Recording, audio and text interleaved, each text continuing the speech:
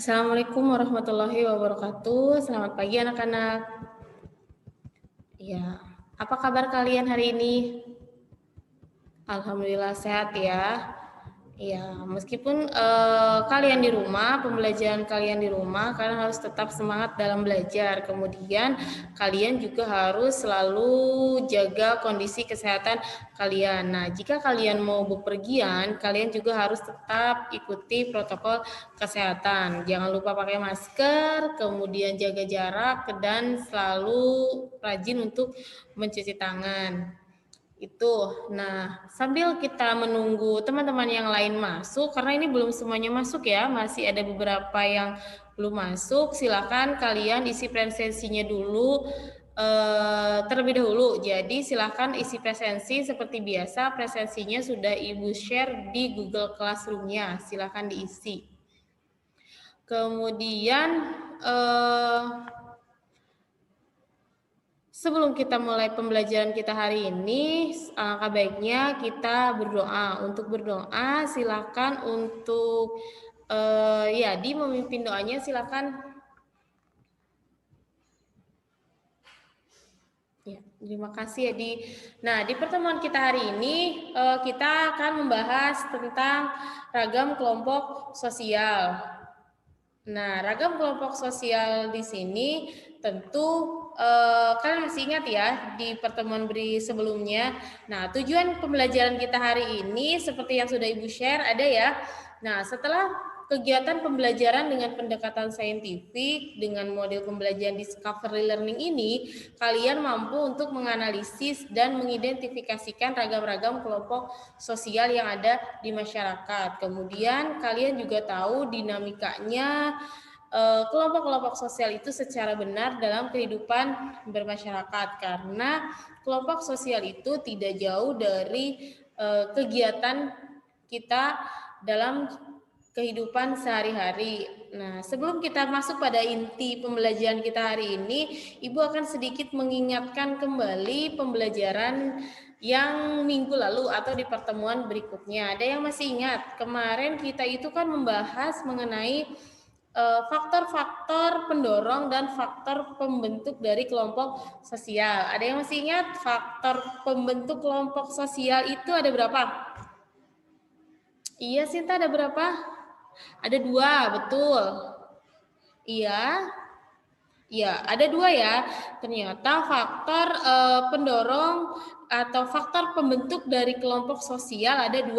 Adanya faktor kedekatan dan juga adanya faktor kesamaan. Baik itu kesamaan hobi karena mereka mempunyai hobi yang sama sehingga mereka membentuk satu kelompok sosial, atau karena kedekatan. Misalnya bisa dekat karena tempat tinggalnya memang berdekatan, atau dekat karena mereka mempunyai hobi atau pengalaman-pengalaman yang sama. Betul. Itu. Kemudian ada yang masih ingat kenapa sekumpulan orang itu tidak selamanya dikatakan sebagai kelompok sosial? Gimana Intan? Iya betul. Ya, karena orang-orang berada dalam satu tempat yang sama, mereka terdiri dari beberapa orang, belum tentu mereka membentuk satu kelompok sosial. Karena bisa dikatakan kelompok sosial itu jika memenuhi beberapa syaratnya, seperti yang dikemukakan oleh Sujono Sukanto. Ada 5 syarat dalam kelompok sosial, betul Intan. Nah, kita masuk pada pembelajaran inti kita hari ini, ragam kelompok sosial. Nah, ragam-ragam kelompok sosial di masyarakat itu terbagi menjadi 6. Ada kelompok primer, ada kelompok sekunder, ada in-group, ada out-group, kemudian ada paguyuban, patembayan, ada kelompok formal, kelompok informal, ada membership group, referensi group, dan ada kelompok volunteer dan kelompok okupasional. Betul. Yang pertama, nah, di sini Ibu sudah ada 5 gambar. Coba kalian perhatikan contoh kelompok sosial yang pernah Anda atau yang pernah kalian temui di lingkungan sekitar itu yang mana? Iya, silakan. Iya, gimana ya, Di? Iya misalnya yang OSIS, kayak kita anak sekolah, betul, itu sering kita jumpai ya. Atau misalnya sekumpulan orang-orang pecinta sepeda, kayak sepeda BMX itu misalnya, atau keluarga besar. Iya, betul. Itu. Nah, kita bahas satu persatu mengenai ragam dari kelompok sosial. Nah, yang pertama, kelompok primer dan kelompok sekunder. Nah, dari gambarnya sudah bisa kita lihat apa saja sih ciri-ciri dari kelompok primer atau apa sih ciri-ciri dari kelompok sekunder? Ada yang tahu? Coba. Iya Rani. Ciri-ciri kelompok primer misalnya. Iya, keluarga. Betul.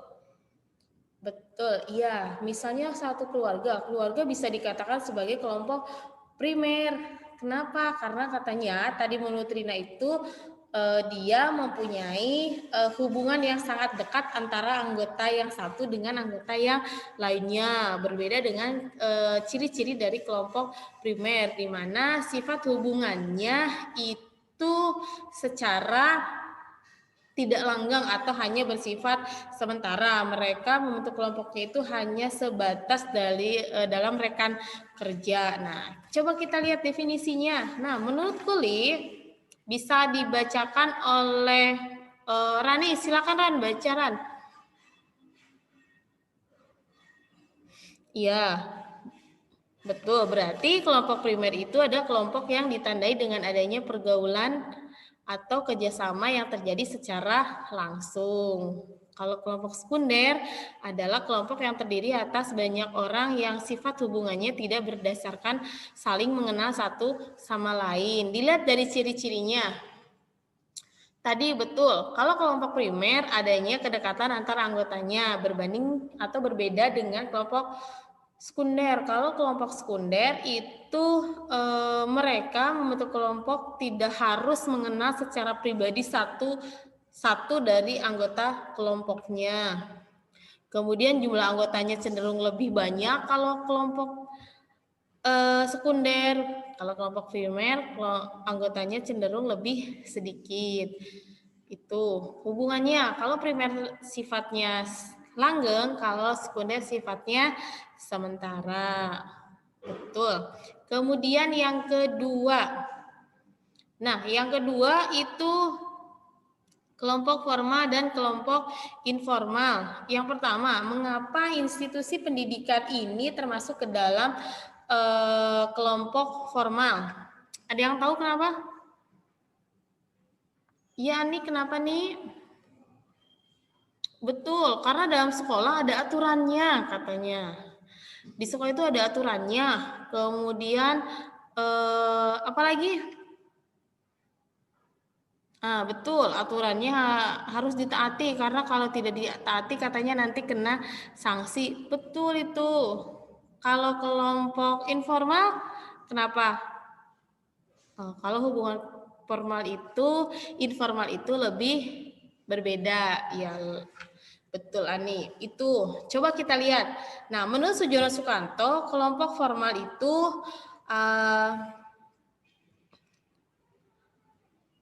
kelompok formal itu adalah kelompok yang mempunyai peraturan yang tegas sehingga anggota-anggotanya itu mereka akan terikat dengan adanya aturan-aturan tersebut. Kemudian aturan tersebut juga diciptakan secara sengaja oleh anggota-anggota untuk mengatur hubungan antar anggota kelompoknya. Berbeda dengan kelompok informal, karena kelompok informal kayak misalnya persahabatan itu kan tidak ada organisasi yang pasti ya.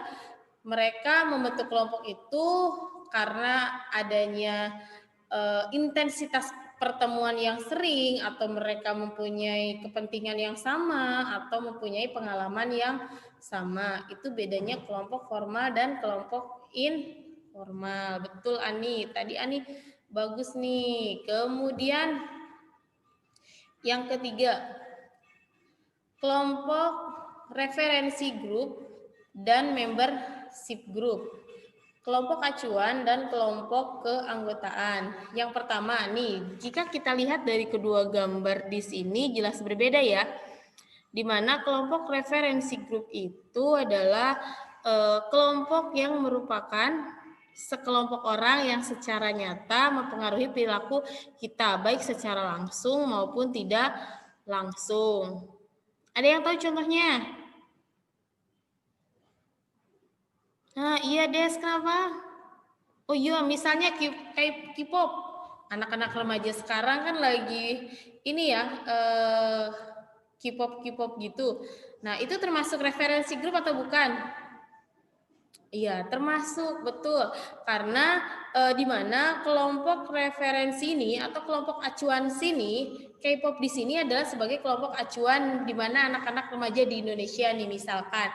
Nah, mereka berarti secara sadar ataupun tidak perilaku mereka itu dipengaruhi oleh style atau gaya-gaya yang ada di Korea sana. Misalnya dari gaya berpakaiannya, cara gaya rambutnya. Nah, itu juga bisa menjadi contoh dari kelompok acuan. Atau kan sekarang kalian nih anak-anak saya suka ngomong pakai bahasa-bahasa Korea begitu. Itu. Kemudian kalau membership group itu apa coba Des?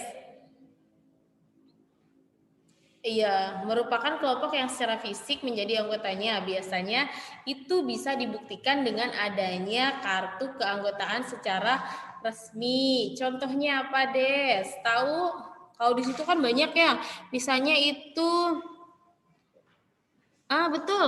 Kalian sebagai siswa, buktinya apa? Bahwa kalian menjelaskan bahwa kalian itu merupakan siswa dari SMA Negeri 1 Banjarsari. Ya, betul Des, karena adanya kartu OSIS. Nah, adanya kartu OSIS itu sudah sangat menjelaskan secara resmi bahwa kalian itu merupakan siswa atau siswi dari SMA Negeri 1 Banjarsari. Atau misalnya kalian nih yang ikut ekstrakurikuler di sekolah, ada pramuka misalnya, ada paskibra, ada PMR. Nah, mereka pun kan mempunyai kartu keanggotaan di mana itu menjelaskan bahwa kalian itu adalah anggota dari satu organisasi tersebut. Misalnya Desti nih ikutan Paskibra, ada kartunya yang menjelaskan bahwa Desti itu adalah anggota dari Paskibra. Ada ya. Nah, itu misalnya contohnya banyak. Ibu yakin dan Ibu rasa kalian juga tahu, bahkan kalian mungkin salah satu membership group dari satu kelompok. Tuh, kemudian yang keempat adalah kelompok in group dan kelompok out group, kelompok luar dan kelompok dalam. Nah, in group dan out group. In group itu berarti dalam, berarti kelompok dalam. Itu biasanya kelompok dalam berarti kelompok yang melibatkan kita sebagai anggota kelompoknya. Mereka mempunyai faktor simpati, kedekatan secara pribadi dari setiap anggota-anggota kelompoknya. Betul, berarti yang melibatkan kita sebagai anggota kelompoknya. Berbeda dengan out group. Betul, kalau out group berarti kelompok luar, berarti kelompok yang berada di luar dari kelompok kita atau dari kita. Biasanya nih dalam out group itu sering adanya rasa antipati atau anti sosial, atau misalnya ada stereotip, ada primordialisme di mana akan memandang bahwa kelompok lain itu tidak lebih baik dari kelompoknya, sehingga dari in group dan out group ini mereka sering adanya gesekan atau konflik atau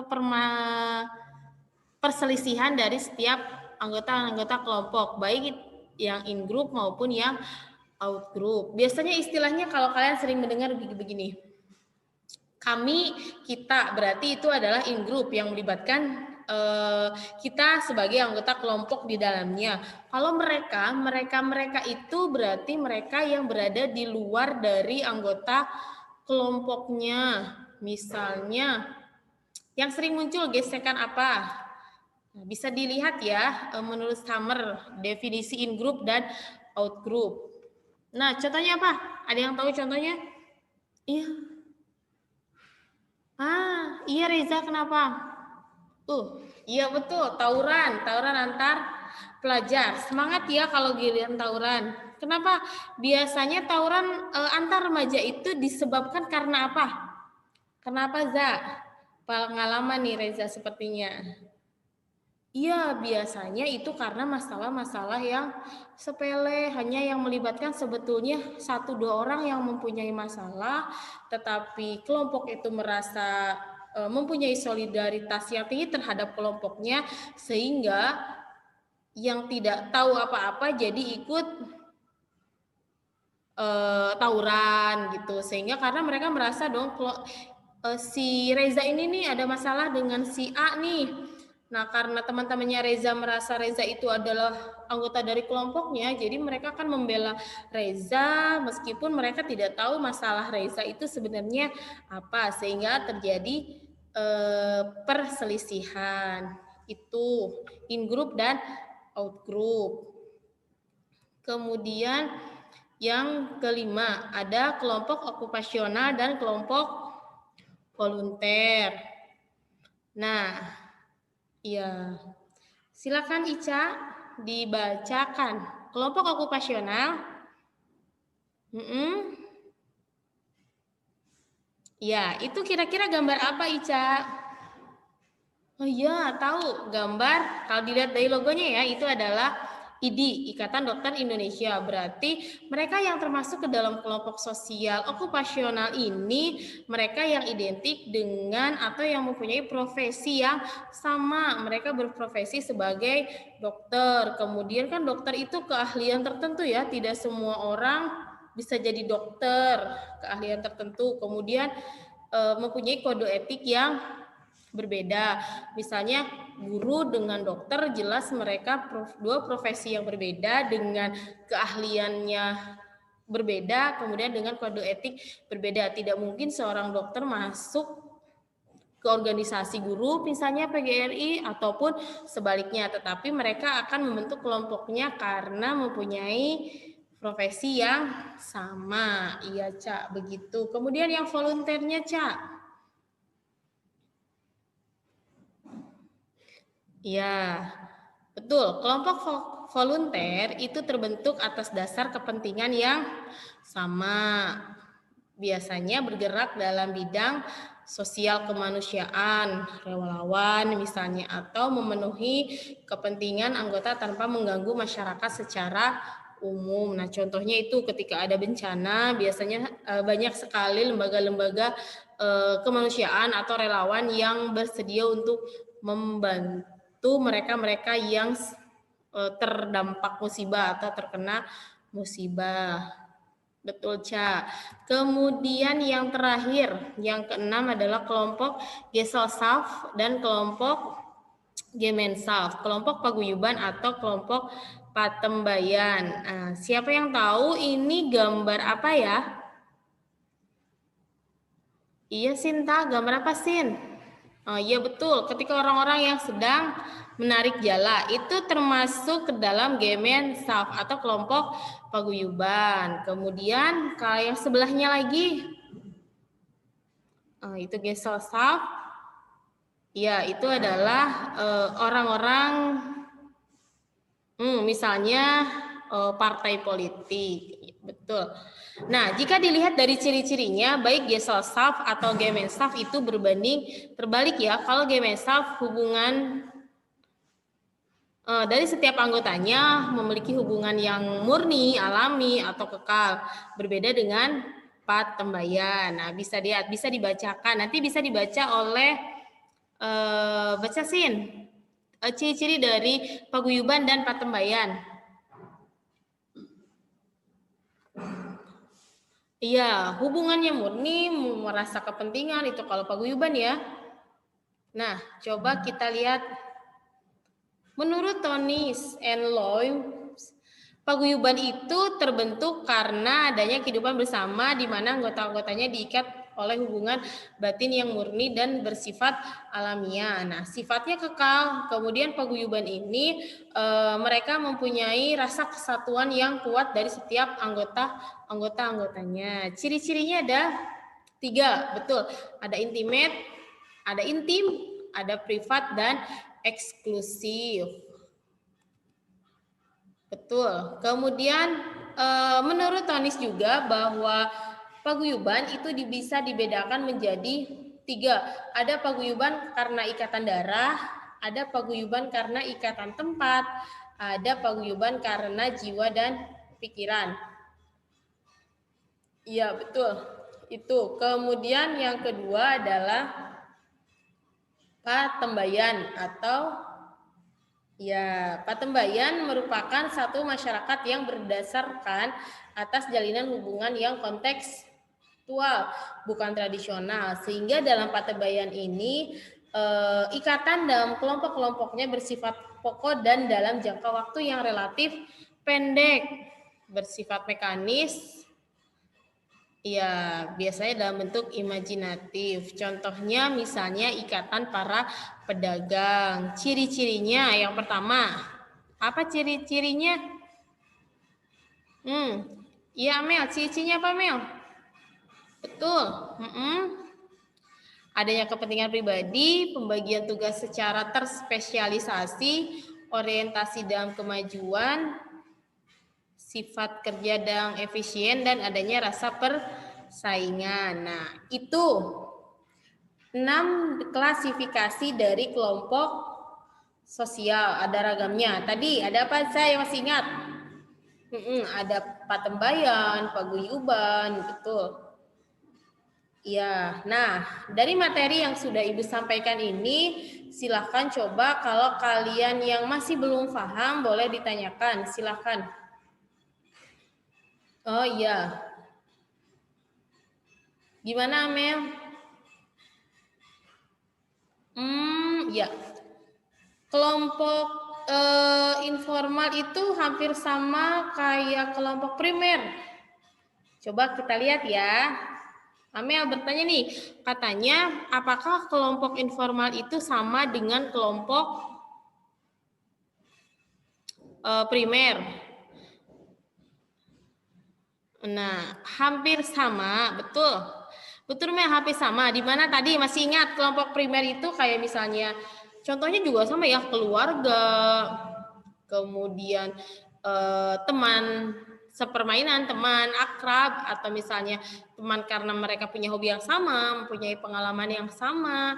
Nah, kelompok informal pun seperti itu, hampir sama ya, tetap hubungan kedekatannya lebih dekat dibandingkan misalnya primer dengan kelompok sekunder, kalau kelompok informal dengan kelompok formal. Betul. Itu. Ada yang ditanya lagi selain Amel boleh? Iya. Tidak ada. Kalau tidak ada, coba nih Ibu share untuk kalian lembar diskusi kalian secara kelompok. Kelompoknya kan sudah Ibu bagi sama kayak pertemuan sebelumnya, sudah Ibu bagi ya. Dari kalian dibagi menjadi 8 kelompok, berarti satu kelompoknya terdiri dari 8 orang. Betul nih. Coba kita lihat lagi LKPD-nya. Sebetulnya sudah Ibu share juga di Google Classroom-nya, bisa kalian cek. Nah, ini nanti silakan kalian berkelompok, silakan kalian diskusi, nanti bisa dipresentasikan apa yang kalian dapatkan dari hasil diskusi. Nah, ini topik pembelajaran kita itu mengenai ragam kelompok sosial. Subtopiknya kalian mampu untuk mengidentifikasikan berbagai macam kelompok-kelompok sosial yang ada di masyarakat. Nah, tujuannya supaya kalian mampu untuk menganalisis dan mengidentifikasi kelompok sosial di masyarakat. Dasar teorinya tadi ada ya, sudah terdapat beberapa ragam kelompok sosial. Contoh-contoh dari kelompok sosial. Alatnya dan bahannya silakan alat tulis. Betul. Silakan kalian mau bergabung dibuat WA group 4 dalam satu kelompok juga bisa. Nah, yang kalian diskusikan itu adalah yang pertama, kalian identifikasi jenis-jenis atau ragam dari kelompok sosial yang ada di lingkungan sekitar. Nah, nanti setelah itu silahkan kalian analisis dampak apa saja nih yang muncul dengan adanya kelompok sosial dalam kehidupan bermasyarakat. Nah, yang kalian diskusikan 2 poin itu ya. Sudah paham? Oke, kalau sudah paham silahkan kerjakan. Ibu kasih waktu 20 menit untuk kalian mengerjakan. Nanti kalau sudah selesai bisa didiskusikan. Jangan berarti kalian jangan meninggalkan Zoom ini ya. Silakan kalian diskusi di sini, kemudian atau kalian mau diskusi di WA group juga silahkan.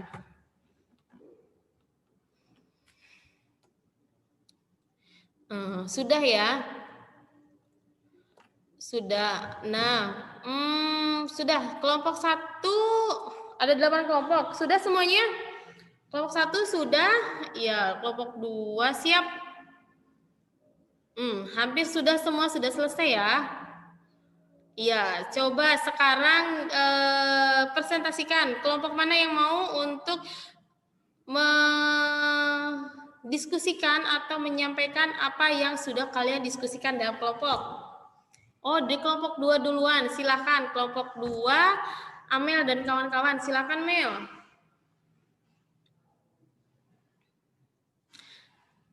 Iya. Ya, itu tadi ya kata Amel ternyata ragam kelompok sosial yang ada di sekitar kelompoknya Amel itu ada di sekolah. Dia mengidentifikasikan di sekolah. Ternyata katanya jenis-jenisnya banyak. Di sekolah ada out group, ada in group Bu katanya. Out groupnya berarti kelasnya dia, out groupnya luar kelasnya dia. Bisa. Betul. Nah, ternyata menurut kelompoknya Amel, dampak dari adanya kelompok sosial ini sangat bermanfaat ya. Katanya karena manusia itu adalah makhluk sosial, jadi keberadaannya membutuhkan manusia lainnya. Dengan adanya kelompok sosial ini itu dapat membantu aktivitas dari setiap individu. Nah, katanya ada faktor pendorong mengapa mereka itu membentuk satu kelompok sosial. Ya, yang sudah tadi dibahas ya, karena adanya dorongan untuk mempertahankan hidup.